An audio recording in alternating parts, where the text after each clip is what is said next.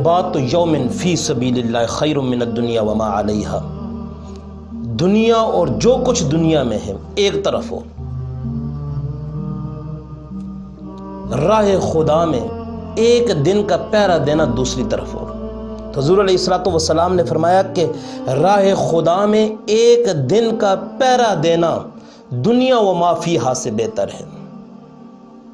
روایت کے اندر آتا ہے کہ حضور علیہ الصلوۃ والسلام نے فرمایا کہ من مات مرابطا فی سبیل اللہ، کہ جو راہ خدا میں اسلامی سرحد پر مسلمانوں کی حفاظت کرتے ہوئے وفات پا گیا تو اس کا یہ عمل قیامت تک جاری رہے گا، اس کو اس عمل پہ ثواب ملتا رہے گا، اور قبر کے اندر اس کو جنت سے رزق دیا جائے گا۔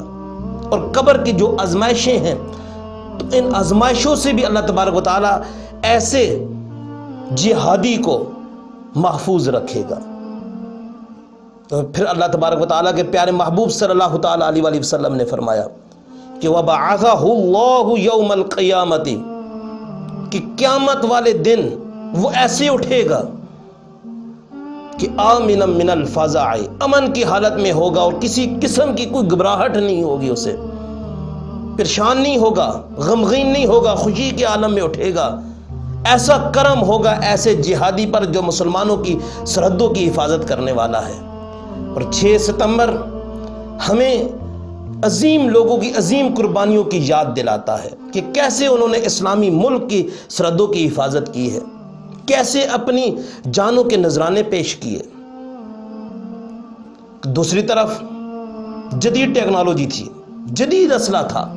تاریخ کہتی ہے کہ دوسری جنگ عظیم کے بعد سب سے زیادہ ٹینک 1965 میں بھارت نے پاکستان کے خلاف لائے تھے۔ تو ادھر کیا تھا؟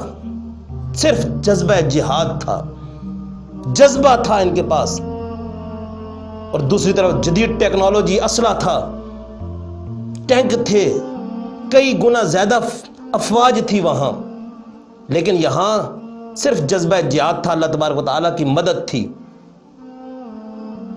تو دشمن ملک کے ناپاک ارادے کو ملیہ میٹ کر دیا، اور یہ درس دیا کہ نہ سر جھکا کے جیے، نہ منہ چھپا کے جیے، ستم گھر کی نظر سے نظر ملا کے جیے۔